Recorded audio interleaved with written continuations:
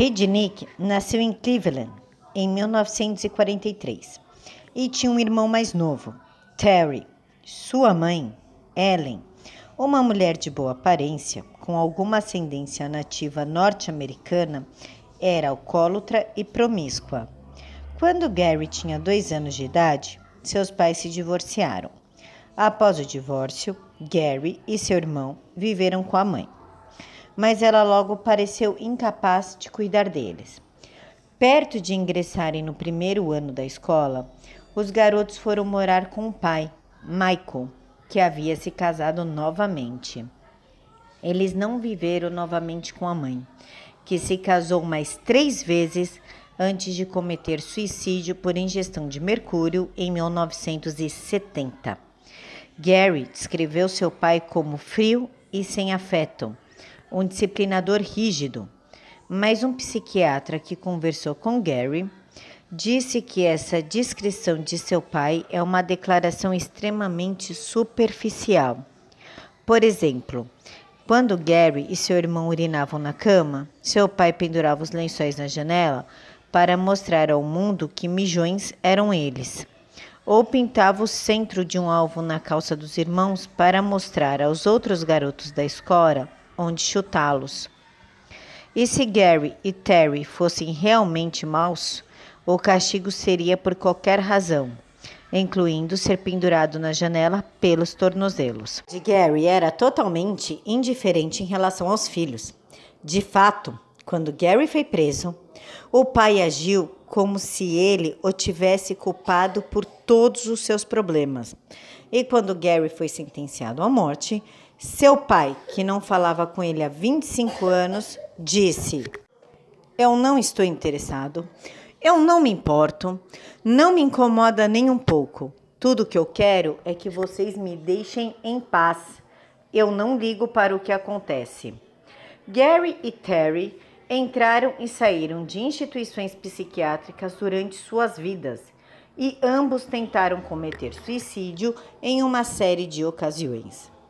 Terry havia tentado algumas vezes, mas Gary por 13 vezes, usando de tudo, desde chocar a sua moto contra um caminhão até estocar Torazine, enquanto estava no hospital e tentar uma overdose de medicamentos. Quando cresceu, Gary interessou-se bastante por militarismo e finanças.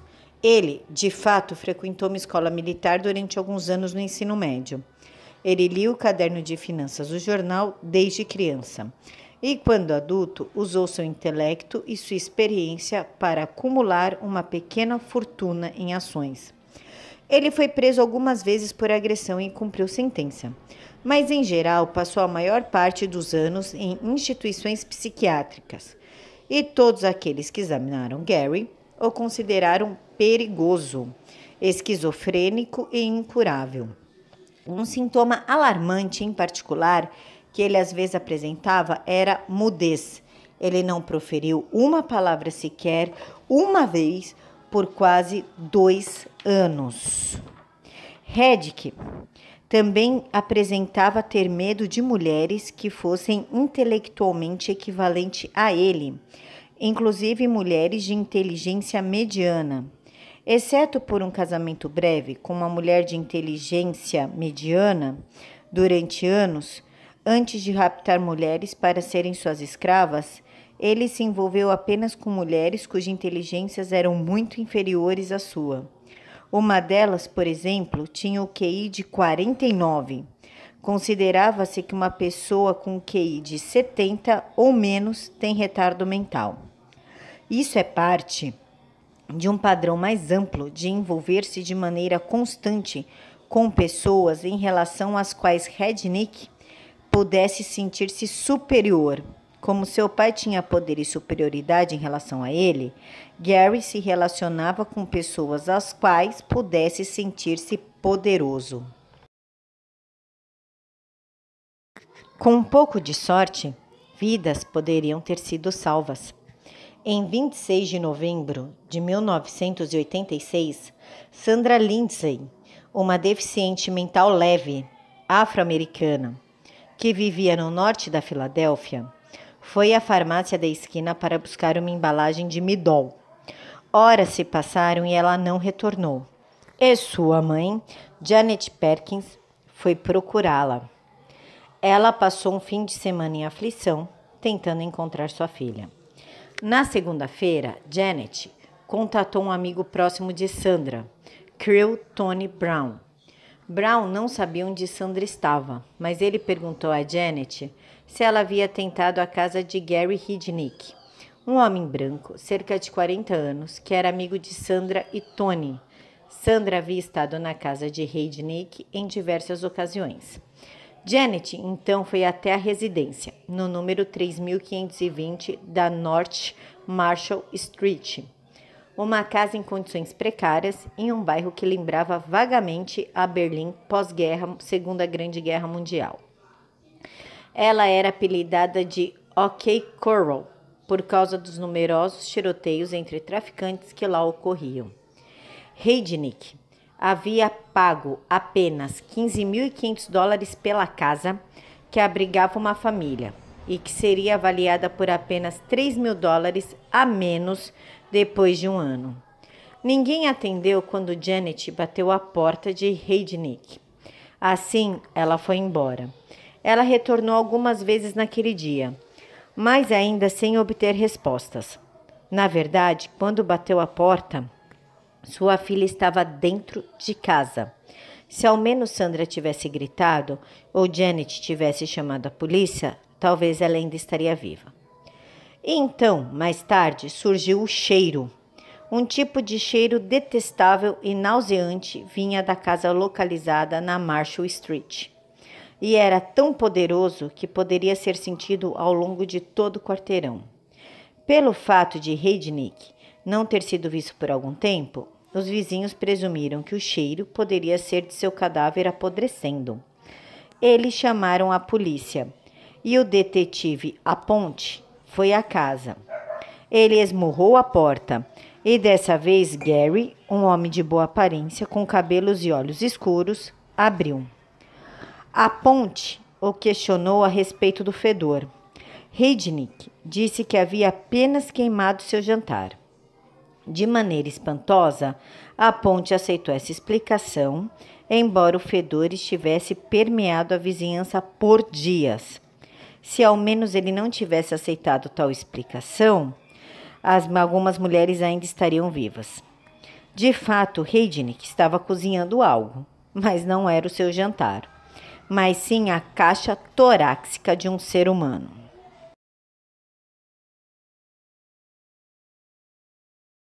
Os detalhes revelados posteriormente eram alguns dos mais chocantes que a Filadélfia poderia sequer ter imaginado. Na essência, Gary organizou uma pequena colônia de escravos compostas por mulheres afro-americanas em seu porão, mantendo-as acorrentadas e batendo nelas, alimentando-as com uma mistura de ração para cachorro e carne humana, que as mulheres famintas eram, por fim, forçadas a comer por causa da fome e abusando sexualmente delas. Tudo começou com Josephine Rivera, uma prostituta esguia, de rosto belo e rígido. Em 26 de dezembro de 1986, ela trabalhava na esquina das ruas 30 e Girder, esperando encontrar algum homem. Em suma, havia sido uma noite infeliz para Josephine. Ela havia tido uma briga com seu namorado, Vincent Nelson, e estava sem dinheiro. E, em cerca de 1 hora, seria oficialmente o dia de ação de graças. A noite também estava ruim, fria, úmida e com ventos. Ela vestia uma jaqueta fina e suas pernas magras estavam cobertas por um jeans colante. Ela esperava que pudesse fazer pelo menos um programa, mas à medida que o tempo passou, suas perspectivas fracassaram. Houve poucos homens passando por lá naquela noite. Então ela notou quando um Cadillac Coupe de Ville parou. A janela foi baixada e o motorista, um homem branco de meia idade, perguntou quanto ela cobrava. Ela deu um valor elevado e eles finalmente concordaram em $20. E ele a convidou para entrar no carro e ela aceitou. Ele estava vestido com uma jaqueta de couro com franjas e um relógio Rolex. O carro era relativamente novo e customizado, com uma grande quantidade de cromo. Josephine percebeu que o homem tinha dinheiro para gastar. Ele lhe disse que a estava levando para sua casa. Eles pararam para comprar café e então ele dirigiu em alta velocidade, como se estivesse na Daytona 500, através das ruas vazias e úmidas rumo à sua casa em North Marshall. A casa de Heidnik era diferente de muitas outras na região. Embora também estivesse em condições precárias, ela era afastada da maioria das demais, unida a outra casa por um lado, e tinha uma garagem deteriorada, enquanto as outras não. De maneira espantosa, nessa garagem havia um Rolls-Royce 1971. As portas da garagem eram forradas com aço para proteger o carro de tiros perdidos, disparados por traficantes de droga.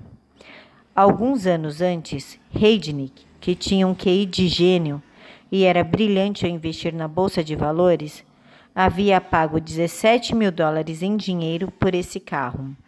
Uma retirada que dificilmente prejudicaria sua conta de investimentos de mais de $500 mil no banco Merrill Lynch. Na casa, Heidnik levou Josephine para um quarto no andar superior, cujo destaque era uma cama d'água. Ele lhe pagou os $20 combinados, depois tirou as roupas e foi para a cama com ela. Eles transaram por um momento. Então, subitamente, Heidnik transformou-se. Agarrou Josephine pelo pescoço e começou a estrangulá-la. Aterrorizada, ela disse que faria o que ele quisesse se a deixasse viva. Ele a levou para o primeiro andar. Depois desceram outro lance de escadas até o porão. Um lugar escuro e sombrio com chão sujo. De repente, ele algemou as mãos de Josephine. As algemas eram presas a uma corrente que, por sua vez, era ligada a uma barra de metal que percorria a extensão do teto. Ela estava como um animal em um chiqueiro. Em seguida, ele subiu e foi dormir. 3 dias depois, Heidnik levou outra mulher para baixo. Ela também era afro-americana e gorda. Josephine sabia seu nome. Sandra Lindsley. Assim como Josephine, ele algemou e acorrentou Sandra à barra de metal. Então o sexo começou. Todos os dias, desde então, Heidnik fez sexo com ambas, incluindo penetração e outros atos. Ele parecia insaciável e gostava de dominar e humilhar as mulheres. Uma preferência em particular era forçar uma a fazer sexo oral nele, enquanto a outra assistia. Ele também abusava fisicamente delas, agredindo-as sem motivo aparente com mãos e bastões. Não demorou muito para que as mulheres ficassem totalmente intimidadas e completamente aterrorizadas com ele. Ele também não oferecia exatamente um banquete real para elas. Às vezes ele dava aveia no café da manhã, ou biscoitos. No almoço, havia sanduíche às vezes. Um agrado especial era frango para a viagem. Ele também lhes oferecia sanduíches feitos com comida de cachorro, que elas rejeitavam. Mas quando a fome se intensificou, porque Heidnik se recusava a alimentá-las, elas aceitaram sanduíches. Para aumentar a aflição, era inverno e o porão era frio e úmido, e nenhuma das mulheres estava vestida com roupas quentes. Na verdade, elas estavam nuas da cintura para baixo. Mais prisioneiras. 3 dias antes do Natal de 1986, Heidnik capturou uma nova garota. Seu nome era Lisa Thomas, tinha 19 anos e boa aparência. Ela descia a Leigh Street quando sua vida cruzou com a de Heidnik. Ele estava dirigindo seu Cadillac sem destino. Parou ao lado de Lisa e perguntou com ingenuidade: "Você quer ver meu pau?" Lisa respondeu que não era prostituta e que estava apenas caminhando da casa de sua amiga.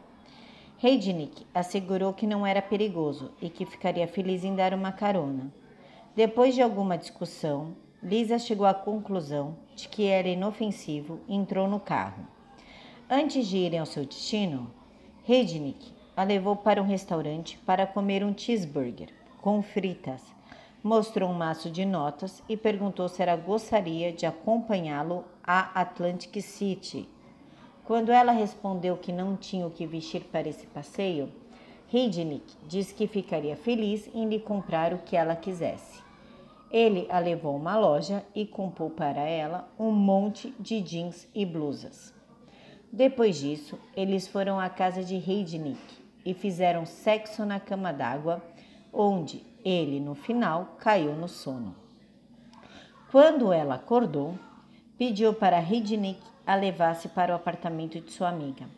Mais uma vez, Heidnik mudou de homem aparentemente inofensivo para um monstro.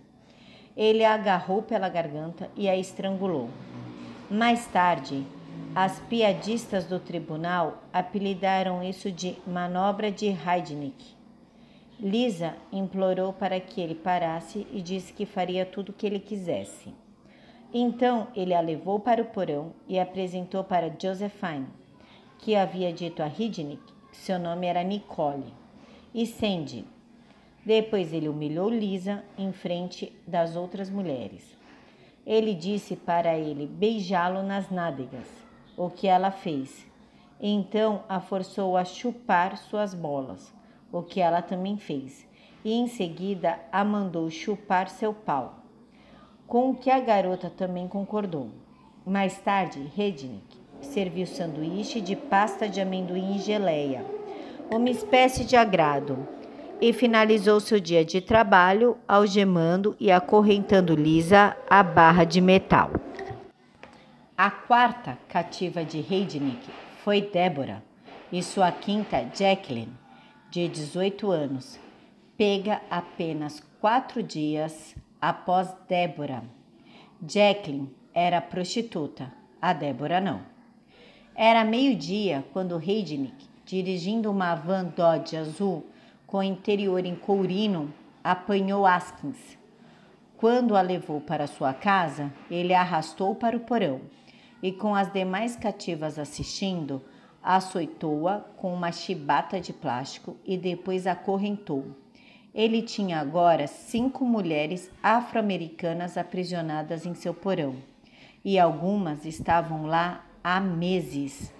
Em algum momento, Heidnik inventou um castigo especial para as escravas que não obedeciam, ou quem ele decidiu que não lhe obedecia.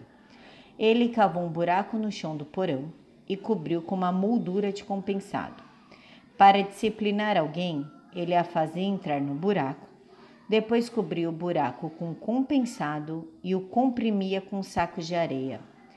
Era provação atrás de provação. Isso também serviu de inspiração para o escritor Thomas Hardy, cujo psicopata ficcional no livro Silêncio dos Inocentes prendia em seu porão as mulheres cativas em um buraco fundo, semelhante a um poço. A atividade sexual de Heidnik continuou e com frequência envolvia humilhar as mulheres. Por exemplo, ele forçava ocasionalmente a mulher a transar com outra enquanto ele assistia. No fim, comida de cachorro se tornou o principal alimento da dieta das mulheres, mas ainda assim todas perderam peso e, naturalmente, a fome estava presente o tempo todo. Música era algo que, sem dúvida, não faltava. Heidnik mantinha o rádio 24 horas explodindo ao som de rock. Essa foi uma da razão pela qual elas haviam concluído que gritar não as ajudaria. Ninguém poderia ouvi-las sobreposta à música. Apesar de toda a atividade sexual, Heidnik, nenhuma das mulheres engravidou. embora houvessem ocorrido alguns alarmes falsos quando uma delas tiveram suas menstruações interrompidas. Hednick foi forçado a comprar tampões íntimos para todas as mulheres. Mais tarde, concluiu-se que o principal objetivo de Hednick era engravidá-las. Ele considerava o porão como uma espécie de mini fazenda, mas não foi capaz de alcançar tal objetivo. Não é possível dizer como ele reagiria se uma delas tivesse engravidado. Um episódio ocasional aconteceu, fazendo a situação no porão particularmente aterrizadora para as mulheres abusadas. Sandra Lindsley morreu. Em 7 de fevereiro de 1987, ela teve febre e estava sentindo-se muito cansada. Parecia não ter energia. Hednick tentou forçá-la a comer, e ele, de maneira inesperada, percebeu que ela não estava se mexendo. Na verdade, estava morta. Se o acontecimento o preocupou, ele não demonstrou e apenas comentou que ela havia engasgado com um pedaço de pão. Mas ele teve que se livrar do corpo. Ele o carregou para fora do cômodo e o que as prisioneiras ouviram em seguida foi o som de uma ferramenta elétrica. Elas imaginaram que ele estava cortando Sandra em pedaços, e elas estavam certas. Hednick desmembrou Sandra Lindsley, embrulhou suas partes em sacos plásticos de cor branca e os colocou no freezer, e usou um processador de alimentos para triturar algumas partes. As partes que ele não pôde usar, cabeça, pés e mãos, a caixa torácica e os ossos, ele tentou cozinhar. Foi esse cheiro de carne queimada que os vizinhos haviam reclamado. A carne cozida não seria desperdiçada. Ele começou a misturá-la à comida de cachorro e alimentar seus 2 cães, Beer e Flake, e as prisioneiras. Não se sabe se elas tinham ciência de estarem comendo carne humana. De todas as garotas, Deborah Dudley era a mais rebelde, e ela combatia a dominância diária de Hednick. Hednick percebeu que precisava dar uma lição especial em Deborah, para que ela o obedecesse. Então, um dia, ele a levou para cima, abriu o freezer e mostrou a ela a cabeça e outras partes do corpo de Sandra Lindsley. Ela disse a Deborah que, se ela não se sujeitasse, ela terminaria da mesma forma. Mas Deborah era forte. Ela continuou a combater a determinação de Hednick e ele finalmente planejou uma tortura especial para ela. Uma noite, ele a colocou no buraco que havia preenchido parcialmente com água. Depois ligou o fio em uma tomada na parede e fez com que ela colocasse as mãos na extremidade desencapada do fio. A dor era excruciante e ele repetia a tortura o quanto desejasse. Por fim, a dor acabou com a vida de Deborah. Ela levou choques demais e morreu. Em vez de cortá-la em pedaços, Hednick despejou seu corpo na região de Pinheiros, em um parque em Nova Jersey, distante da North Marshall Street. A morte de Deborah teve um efeito de abrandamento em Hednick. Ele começou a tratar melhor as mulheres e forneceu a elas cobertores, travesseiros e uma televisão. Isso não significou, contudo, que ele parou de sequestrar. Em 23 de março de 1983, raptou Agnes Andes, de 24 anos. Hednick havia pago Adams para fazer sexo em 2 ocasiões anteriores. Na primeira vez, ele não pôde levá-la para dentro de sua casa, porque alguém havia estacionado o carro em frente à entrada. E na segunda ocasião, ele pagou a ela $35 para fazer sexo oral. E por alguma razão inexplicável, deixou-a ir embora. Na terceira vez, em vez de se encontrarem, ela estava trabalhando na esquina das ruas 50 e Gerrard.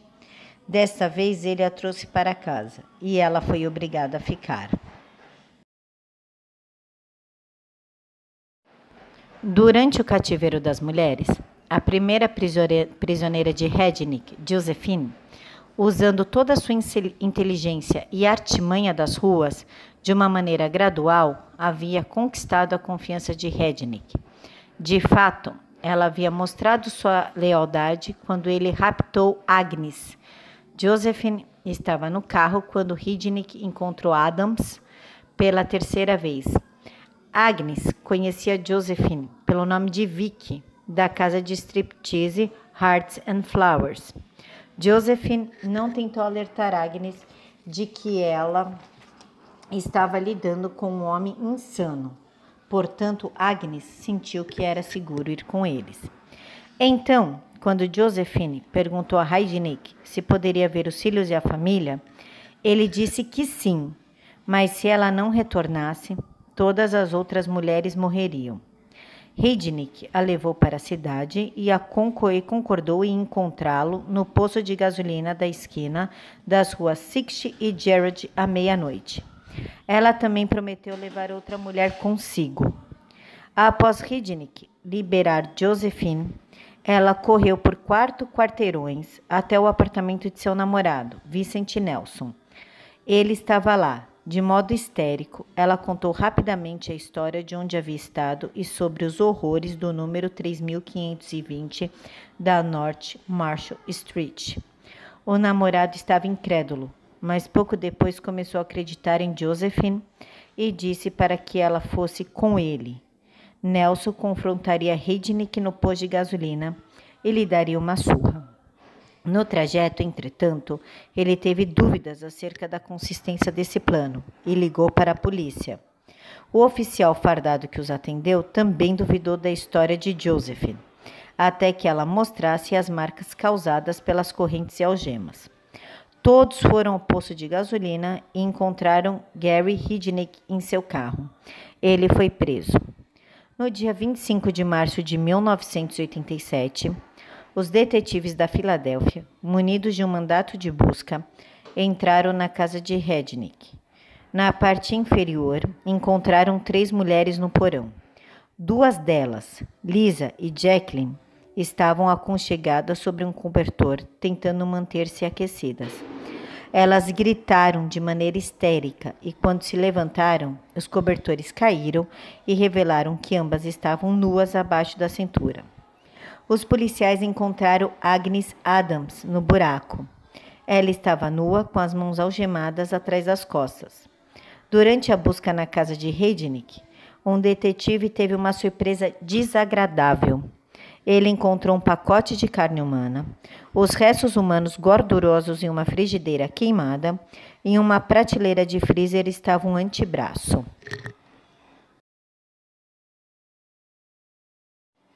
Gary foi considerado culpado por assassinato e foi sentenciado à morte na cadeira elétrica. Antes de sua execução, foi recolhido à State Correctional Institute, em Pittsburgh, em razão de uma mudança de jurisdição concedida à defesa durante o julgamento. A partir dos 40 anos de idade, Hidnik esteve em 21 instituições psiquiátricas diferentes e tentou se matar 13 vezes. As pessoas que o conheciam predisseram que ele poderia tentar pela 14ª vez, mas ele nunca teve a chance. Foi executado no dia 6 de julho de 1999.